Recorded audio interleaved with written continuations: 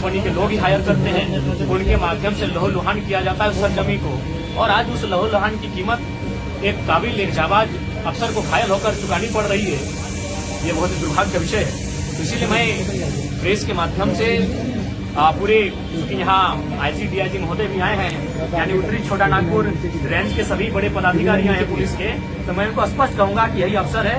बागमारा जैसे जितने भी एरिया जो माफियाओं के संरक्षण में है, जहाँ माफियाओं की गिरफ्त में है, उन एरियाओं को माफियाओं के चुंगल से आजाद कराएं। और बिल्कुल डीएसपी महोदय स्वस्थ इलाज का लाभ लेकर जब स्वस्थ होकर फिर से चलने के लिए अपने बाहर घर से आए, उससे पहले माफिया जेल के अंदर होने चाहिए। सर अभी उसकी स्थिति क्या है, क्योंकि आपने उससे मुलाकात उसी हम कहीं न कहीं सिस्टम को मानते हैं, चाहे उसमें ब्यूरोक्रेट्स रहें, विधायिका के अंग रहें, सबकी मिली भगत है।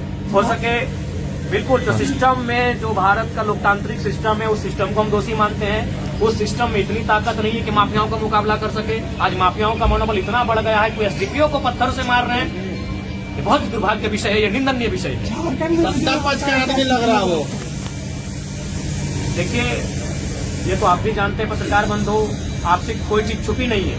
और हम ये भी चाहेंगे कि पत्रकारों को भी संरक्षण मिले ताकि आप सच्चाइयों को दिखा सके। क्योंकि कुछ दिन पहले छत्तीसगढ़ में जो घटना घटी पत्रकार के साथ, तो उससे कहीं न कहीं पत्रकार भी भयभीत हैं और पत्रकार चाह के भी इस प्रकार माफियाओं को एक्सपोज नहीं कर पाते हैं। मैं मानता हूं कि आपकी भी मजबूरी कभी आ जाती है कि आप कभी कभी सच्चाई से कभी मूर्खता आ जाती है। इसीलिए आज जब पुलिस के साथ हमला हो रहा है तो पत्रकार भी कभी कभी असर महसूस करते हैं। और हाल फिलहाल छत्तीसगढ़ में घटना बहुत ही दुर्दांत घटना हमारे सामने आई है। पत्रकारों के लिए सदन में क्या कुछ बिल्कुल इस बार जो सदन हम जाएंगे तो पत्रकार, वकील, तमाम उनका भी प्रोटेक्शन एक्ट का हम जिक्र करेंगे, उसे सदन में उठाएंगे। और फिलहाल तो हम आज पूरे उत्तरी छोटा नागपुर रेंज के तमाम जितने भी पुलिस प्रशासन के पदाधिकारी हैं, अफसर हैं, उनसे मैं स्पष्ट कहूंगा ये मौका है। डीएसपी महोदय को ठीक तो होके आएंगे ही, वो मूवमेंट कर रहे हैं, सुखद एक पॉजिटिव संदेश है हमारे लिए, वो ठीक होके आएंगे ही। लेकिन वो ठीक होकर जब ड्यूटी ज्वाइन करने से पहले तमाम माफिया जेल के अंदर होने चाहिए। उनके एक एक शागिर्दों को जेल के अंदर उनका हिसाब होना चाहिए। आप एक विधायक के रूप में मुख्यमंत्री से लिखित शिकायत करेंगे? बिल्कुल, अभी जस्ट हम घर जाएंगे, हमने अपने असिस्टेंट को इसकी सूचना दे दी है। वो केवल हमारे हस्ताक्षर का इंतजार है। वो ड्राफ्टिंग करके हमारे लेटर हेड में इस विषय को रख चुके हैं। ये बहुत ही गंभीर और संगीर्ण मामला है कि एक डीएसपी महोदय के साथ इस तरह का वारदात हुआ है। Thank you sir.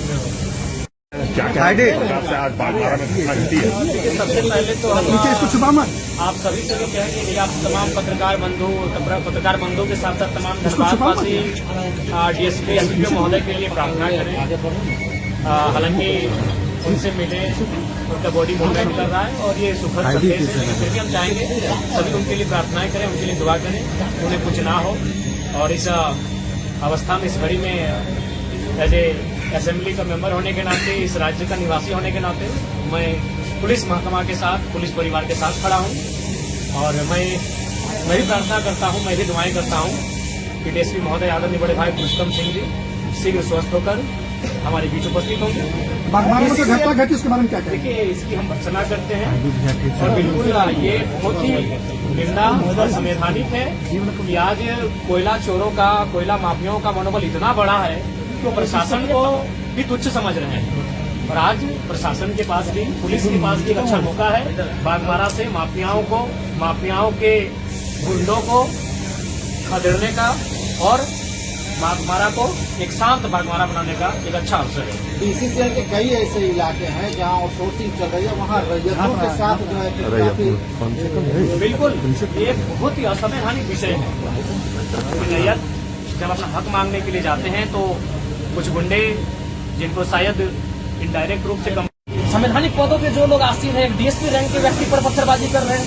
इतना तो मनोबल लोकतांत्रिक देश में माफियाओं का, गुंडों का, चोरों का इतना तो मनोबल बढ़ने नहीं देना चाहिए। इसके लिए सिस्टम दोषी है।